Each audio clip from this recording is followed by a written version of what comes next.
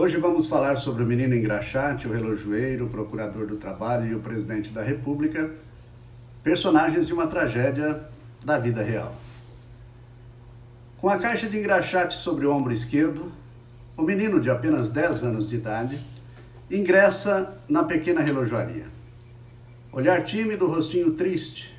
Não podia imaginar que ao tentar comprar um relógio para o pai, depois disseram que seria o padrasto ou um tio tido na conta de pai, na véspera do Dia dos Pais, se tornaria personagem de assunto de tamanha repercussão.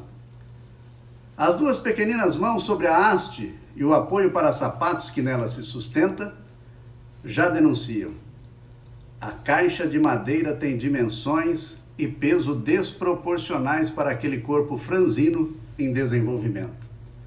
As cenas bem se ajustariam ao início do século XIX, quando, segundo se relata, teria surgido o ofício de engraxate. Ao ter um general francês, em 1806, suas botas polidas por um operário, premiando-o com uma moeda de ouro. Ou a segunda metade do mesmo século, 1877, quando meninos também de idade tenra, a maioria filhos de imigrantes italianos, percorriam as ruas de São Paulo, postando-se aos pés da elite da cidade grande para fazê-los brilhar. Não, compõe apenas o primeiro ato de uma tragédia contemporânea. Tudo se passa em agosto de 2020, final da segunda década do século XXI. Se fosse uma peça teatral, capítulo de novela ou produção cinematográfica, o menino precisaria de autorização judicial para fazer o papel de engraxate e seria remunerado. É vida real, porém. Inverno insólito, escaldante, Catalão, cidade do interior de Goiás, com população estimada de pouco mais de 110 mil habitantes, é o triste palco do drama dessa pobre e brasileira criança pobre.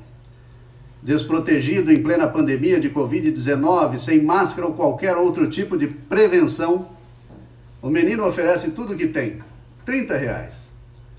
Estou juntando desde um tempão, diz ao relojoeiro. É o fruto de muitos dias de trabalho pelas ruas da cidade goiana. A engraxada de hoje rende muitíssimo menos que a moeda de ouro que serviu de paga ao operário que poliu as botas do general francês há 214 anos. As cenas daquele que poderia ser considerado o segundo ato da tragédia envolvem o garoto e o relojoeiro, viralizam rapidamente na internet e foram feitas por um cinegrafista amador não identificado. Autorização para a exploração da imagem da criança? Não, nem judicial nem de ninguém. Após perguntar o nome do pai do garoto e dele próprio, o relojoeiro inicia o roteiro em que se auto-inseriu como um dos dois protagonistas. Erra o nome do menino, mas acerta o da relojoaria. Vídeo publicitário? Talvez não. É provável até que não. Não dá para supor simplesmente que sim, mas objetivamente se transformou num. O fato é que cenas envolvendo crianças comovem, e nem é preciso ter cursado publicidade e propaganda para saber.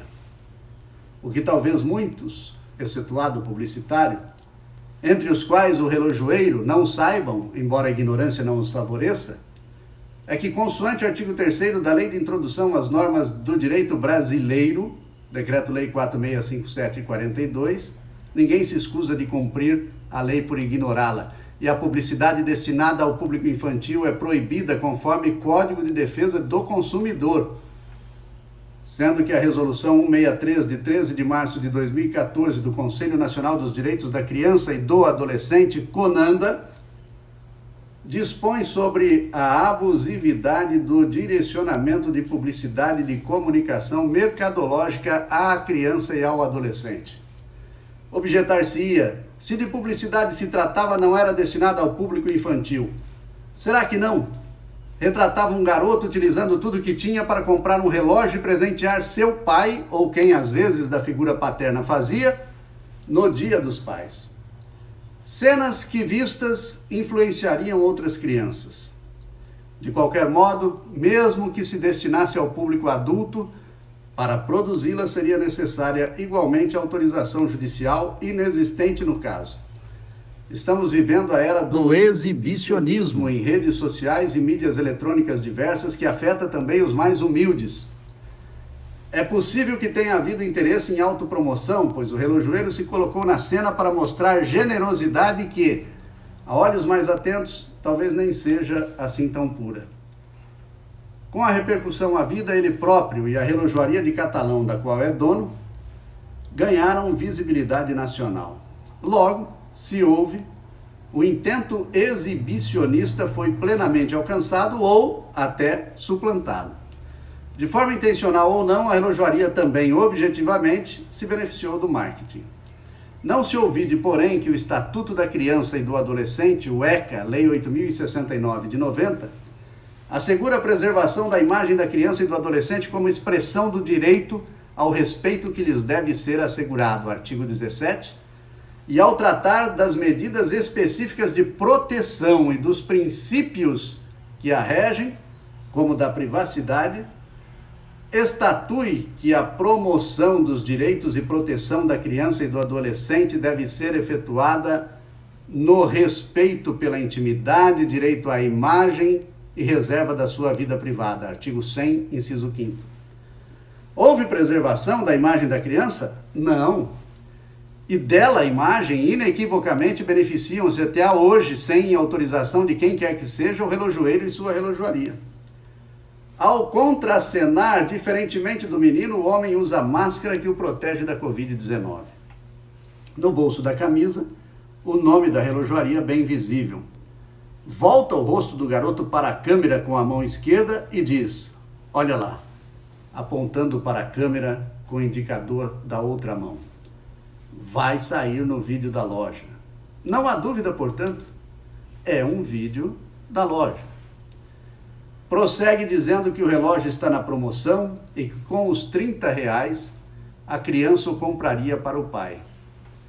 Recebe o dinheiro, dizendo-se feliz pelo fato de o menino estar trabalhando e pagando pelo produto, e restitui-lhe o valor afirmando ser um presente para comprar alguma coisa, uma roupa, e aconselha acariciando a cabeça do garoto. Continua trabalhando que Deus tem um projeto na sua vida. Deus vai te fazer um grande homem e que o trabalho dignifica. Eu sei que você é uma criança, mas não é pecado trabalhar. Criança pode trabalhar, diz o relojoeiro. Seja honesto e nunca se envolva com coisa errada, tá bom? O menino não esboça um sorriso sequer, nem mesmo quando pega o dinheiro de volta. Não é para menos. Está perdendo a infância, talvez até a capacidade de sorrir. O trabalho infantil amargura. Presente? Se alguém foi presenteado, foi o relojoeiro que, com os míseros R$30 equivalentes ao preço do relógio que deixou de cobrar, conseguiu espaço midiático de proporções provavelmente não imaginadas de início. Há sinceridade no que diz? Sim. Na sua aparente simplicidade, àquela altura, o homem parece mesmo acreditar que o trabalho, mesmo o infantil, dignifica. Ele próprio teria sido vítima do trabalho precoce. Só concluiu o ensino fundamental quando adulto. São os mitos que habitam o imaginário popular. Assim, talvez por ter obtido algum sucesso na atividade econômica, pode se enxergar vitorioso e não ter sequer discernimento para compreender o quanto trabalhar desde criança pode fazer mal e fez, até para si mesmo. Internalizou o discurso do opressor, talvez nem mesmo tenha algum dia se sentido oprimido. Quem sabe pecado não seja mesmo para as vítimas, pois para os exploradores certamente perdão divino não haverá. Pecado é o que estamos fazendo com o futuro das nossas crianças e de nosso país, naturalizando a exploração. Ao contrário do que pensa o relojoeiro, porém, criança não pode trabalhar. Como engraxate nas ruas, nem mesmo adolescente poderia. A modalidade é considerada uma das piores formas de trabalho infantil, sendo vedada para quem ainda não completou 18 anos. está inserida na denominada lista TIP, anexa ao Decreto 6481 de 2008, que regulamenta os artigos 3º, a linha D e 4º da Convenção 182 da Organização Internacional do Trabalho, a OIT, que trata da proibição das piores formas de trabalho infantil e ação imediata para sua eliminação, que recentemente obteve ratificação universal dos países da OIT, membros, e que no Brasil foi aprovada pelo Decreto Legislativo 178 de 14 de dezembro de 1999 e promulgada pelo Decreto 3.597 de 12 de setembro de 2000. O item 73 da lista TIP proíbe trabalho em ruas e outros logradouros. Aponta como prováveis riscos ocupacionais desse tipo de trabalho: exposição à violência, drogas, assédio sexual e tráfico de pessoas, exposição à radiação solar, chuva e frio, acidentes de trânsito, atropelamento. E as prováveis repercussões à saúde são as seguintes: ferimentos e comprometimento do desenvolvimento afetivo, dependência química, doenças sexualmente transmissíveis, atividade sexual precoce, gravidez indesejada, queimaduras na pele, envelhecimento precoce, câncer de pele, desidratação, doenças respiratórias, hipertermia, traumatismos, ferimentos. Em tempos de Covid-19, tais riscos são exponencialmente agravados. Mas não é só. Criança não pode trabalhar de forma alguma. A proibição está no artigo 7º, 33 da Constituição da República Federativa do Brasil, na Consolidação das Leis do Trabalho, CLT, artigo 403, e no já citado ECA, artigo 60, com a leitura constitucional que dele deve ser feita. Criança merece, aí sim, da família a qual integra, da sociedade e da comunidade e do Estado, proteção integral e absolutamente prioritária, conforme a própria Constituição, o artigo 227, o ECA, a CLT e outras normas de proteção. Assim está errado o relojoeiro. Errados também estão todos aqueles que continuam divulgando o vídeo e fazendo apologia do trabalho infantil. As imagens são chocantes. Deveriam escandalizar a todos. Alguns, porém, preferem romantizar a tragédia alheia, embora não enxerguem seus filhos nos papéis de exploração que admitem para os filhos dos pobres. Em vez de brinquedos, lápis, especialmente de cor, canetas, borrachas, cadernos ou livros, há coisa mais cruel e perversa do que ver pequenas mãos empunhando uma caixa de engraxate em plena pandemia? O vídeo foi denunciado no YouTube. Também o Ministério Público do Trabalho foi comunicado.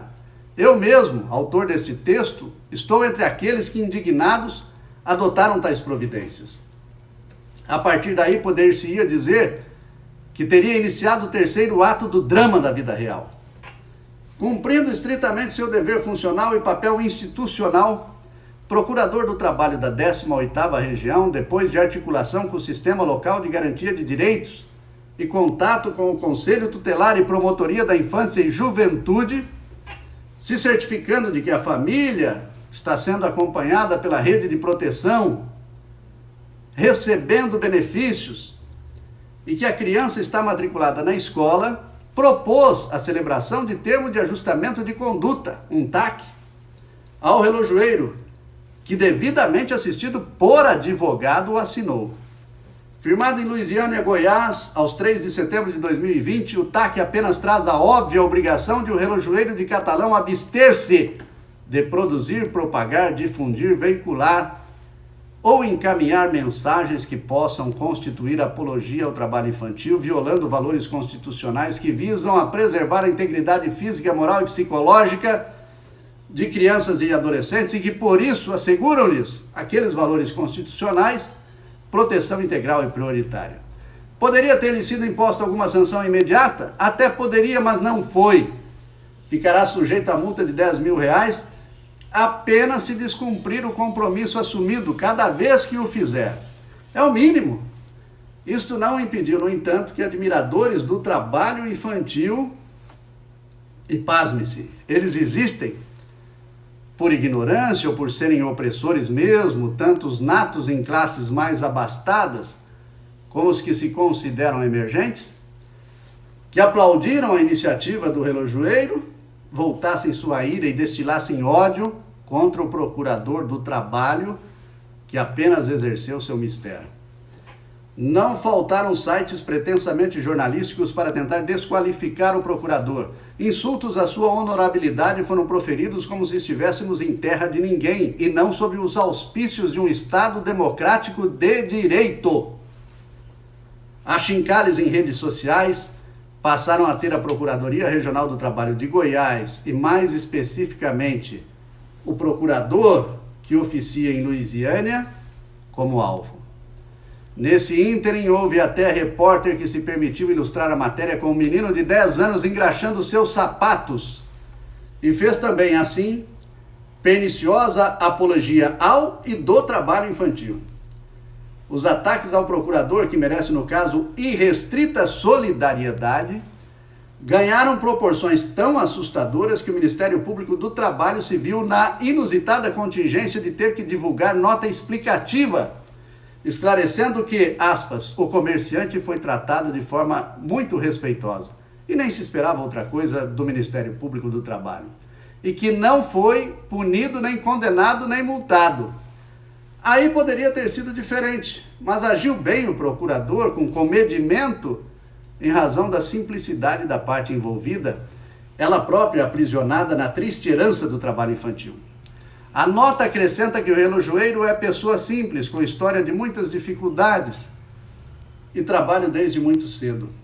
Há inclusive o histórico de uma doença crônica muito grave que pode ter resultado da exposição a situações de risco vivenciada por ele no trabalho precoce, diz a nota. É da referida nota também que se extrai ter o relojoeiro concluído o ensino fundamental apenas quando já era adulto e que, abre aspas, se preocupa com a educação dos filhos, fecha. Que bom! Tendo reconhecido e revelado já ter então consciência de que, aspas, sua própria vida teria sido menos difícil se tivesse tido a oportunidade de estudar quando era criança, fecha aspas. Consta ainda que o comerciante autorizou a divulgação do depoimento e da própria história dele como exemplo dos danos causados pelo trabalho infantil. Mais do que se explicar, o Ministério Público do Trabalho precisa continuar altivo, cônscio das elevadas atribuições que tem, revelando-se implacável no combate a atos e ações que ofendam a dignidade humana, coibindo os exploradores do trabalho infantil e agindo contra quem o estimula e quem o apoia também. Assim não pode encolher-se, mas ao revés ampliar sua atuação no episódio, alcançando a todos os que ainda insistem na glamourização da mazela, fortalecendo o procurador atuante e a instituição em si. Antes mesmo de encerrado o terceiro ato desta tragédia, porém, repentinamente surge personagem que atua no sentido diametralmente oposto ao papel que deveria desempenhar, contrariando o compromisso solene, juramento, na verdade, nos termos do artigo 78 da Constituição, prestado ao tomar posse de, dentre outras coisas, manter, defender e cumprir a Constituição, observar as leis do país e promover o bem geral do povo brasileiro, em vez de defender infância sadia e educação, o presidente da República referendou e fez apologia ao trabalho infantil e, na onda, apedrejou também o Ministério Público do Trabalho. Inversão completa de valores. Depois de fazer piada do sentido ambíguo e conotação sexual que só ele achou engraçada, com uma criança também de 10 anos, com essa idade, não é jovem não, presidente, é criança mesmo. Criança que se autodeclara repórter desde os 6 e disse que seus pais trabalham desde os 13. Jair Bolsonaro aproveitou o gancho da menina, que permaneceu durante todo o tempo ao seu lado e de outras pessoas, todas sem máscara, e quase no final de sua live de quinta-feira, 10 de setembro último, começou dizendo que viu uma história aí que não havia apurado se era verdadeira, mas está muito na internet. Suas ações são pautadas pela internet. E fez o seguinte relato, aspas, um garoto deve ter uns 10 anos de idade ou 9, com uma caixinha de engraxate nas costas, sapato. Eu já engraxei sapato lá em Eldorado Paulista. A caixa era feita de caixas de maçã argentinas. manzanas argentinas, e ele foi no relojoeiro para comprar por R$30 um presente para o pai. O relojoeiro deu o relógio para ele, devolveu o dinheiro para ele, e daí parece que alguém do Ministério Público do Trabalho notificou o dono da relojoaria dizendo que estava fazendo apologia ao trabalho. A que ponto nós chegamos, né? Indaga o presidente com ar de riso. Apologia ao trabalho, deixa o moleque trabalhar, poxa. Eu trabalhei, eu falei que aprendi a dirigir com 12 anos de idade. Não foi que o cara foi na estrada me ensinar a dirigir, não. O trator não, eu arava, eu gradeava, junto com o seu Alcides. Já botei no Facebook aí, ó, esse videozinho. Deixa a molecada quer trabalhar, trabalha. Hoje, se o moleque tá lá na Cracolândia, eu acho que ninguém faz nada com o moleque. Ninguém faz nada. Mas teve uma candidata gravando na Cracolândia essa semana. Não é verdade? E riu-se o presidente. Fecha aspas. As versões do presidente sobre ter sido um trabalhador infantil já sofreram variações.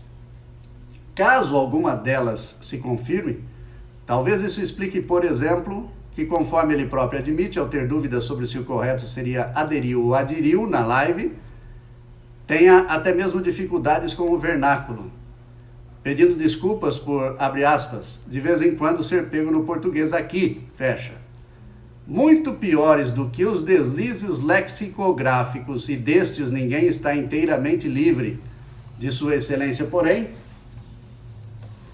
são o desapreço que demonstra pela Constituição da República que jurou cumprir e defender, e o estímulo ao descumprimento das leis e ao desrespeito pelas autoridades constituídas, como alguém do Ministério Público do Trabalho a que se referiu de forma jocosa e imprópria, emprestando força, aliás, aos detratores de quem, no legítimo exercício das atribuições do cargo, cumpriu seu dever. Partindo da mais alta autoridade da República, a afirmação de que se deve deixar a molecada trabalhar soa como passe livre para a violação de direitos humanos fundamentais de crianças e adolescentes. É o presidente autorizando a afronta à Constituição, à CLT, ao ECA, a outras leis de proteção, mas não só. Representa clara sinalização de que o país, ou se não pelo menos a autoridade eleita para representá-lo, não encara ou não encaram com seriedade as convenções, como a 138 da idade mínima ou a 182 das piores formas de trabalho infantil da OIT, que ratifica ou ratificam, e que por isso, pela ratificação, também integram seu ordenamento jurídico interno e os compromissos internacionais assumidos. O Brasil já descumpriu pactos anteriores, mas, como o resto do mundo, é signatário da Agenda 2030 da Organização das Nações Unidas, a ONU, que dentre os 17 Objetivos de Desenvolvimento Sustentável, ODS, tem no 8º o trabalho decente associado ao crescimento econômico como propósito global, mundial. E uma das metas do ODS em questão é a 8.7, que prega a eliminação imediata das piores formas, como a de engraxates nas ruas, de trabalho infantil e de todas as formas dessa chaga social até 2025. E quem disse que a União, e por extensão o presidente da República, não tem responsabilidade ou obrigação com meninos e meninas da Cracolândia, ou com quem está, entre aspas, fumando um paralelepípedo de crack, como também já falou no passado Sua Excelência, ao referir-se a crianças, entre as quais se incluiu trabalhadoras? Faça alguma coisa. Crack e Cracolândia não. Trabalho infantil também não. Nem uma coisa nem outra, presidente. Basta assegurar o que já está no papel, Constituição e leis, e impedir qualquer das duas sinas. É passada a hora, portanto, de parar de brincar com coisa séria em lives ou não. Inadmissível, aliás, que o chefe da nação continue agindo impunemente em afronta ao que jurou cumprir, defender e observar. Urge que o sistema de freios e contrapesos, a clássica fórmula dos checks and balances, que consiste na essência, na ideia do controle do poder pelo poder, comece efetivamente a funcionar. O papel de mero espectador não é mais aceitável. Curioso e racional até inclusive no aspecto econômico, que se defenda trabalho para crianças em país que tem milhões de adultos desempregados. Daqui a pouco estaremos sendo acusados também de dumping social em razão de salvo-conduto presidencial para a utilização de trabalho infantil, combatido no mundo todo, para baratear custos. Já não bastam os efeitos econômicos das queimadas na Amazônia? Queremos também esta pecha? É preciso assegurar, isto sim, infância lúdica, protegida e feliz, que se cumpra a Constituição também no aspecto da educação, que como dever do Estado é obrigatória dos 4 aos 17 anos de idade e deve ser universalizada, gratuita, de qualidade, integral no sentido de ser completa, em tempo integral, atrativa, que prepare para a cidadania e para o mundo do trabalho, conforme também preconiza a Lei de Diretrizes e Bases da Educação Nacional, a LDB. Ah, mas a realidade é outra. Cabe-nos, especialmente ao presidente da República, ao governador, ao prefeito, a nós todos, transformar a realidade malévola. Que sejam criados até programas de renda mínima para que adolescentes oriundos de famílias carentes possam frequentar a escola e não tenham que trabalhar, e muito menos sejam aprisionados na Cracolândia. Que se premie frequência, se assegure alimentação e laureie-se o mérito. Se as armas, no sentido figurado positivo, é bom que se esclareça, forem as mesmas, não haverá mal no estímulo à busca da excelência e da revelação de talentos. No Brasil e no mundo do século XXI, não há mais espaço para a criança trabalhar. Precisamos transformar o círculo vicioso no qual a pobreza é causa e consequência do trabalho infantil num círculo virtuoso em que crianças pobres e ricas tenham garantido o direito ao não trabalho, educação e oportunidades iguais. Sonho? Se sonharmos juntos será factível, maior até do que o singular infortúnio do menino engraxate, que por culpa de todos nós, família, esta a dele aparentemente também vítima, comunidade, sociedade e Estado, que deveríamos protegê-lo, está engraxando em plena pandemia pelas ruas de Catalão, Goiás. Maior do que isso será a tragédia desta nação e de suas crianças se este insano estímulo ao trabalho infantil não for imediata e definitivamente abortado. Basta! Chega de sandices! É hora de consciência. Em mundo globalizado, assegurar a infância venturosa para crianças, valorizar a educação e preparar adolescentes e jovens para a cidadania e emprego plenos e produtivos não é apenas questão social, mas econômica também. Única saída para que a nação inteira não se veja despreparada, marginalizada e excluída, num futuro que já é hoje e para o qual já estamos atrasados. Que este quarto ato encerre tudo o que de trágico vem ocorrendo com as crianças e adolescentes brasileiros. Respeito à Constituição, respeito às crianças, respeito ao ECA, respeito à CLT, respeito às convenções ratificadas e compromissos internacionais assumidos, respeito à LDB, respeito a toda a legislação de proteção que é boa e só precisa ser cumprida, especialmente por quem tem o dever maior de fazê-lo. Respeito ao povo brasileiro, é o que se pede, é o que se exige, não há mais como transigir. Meu nome é José Roberto Dantas Oliva, do blog do oliva.com.br.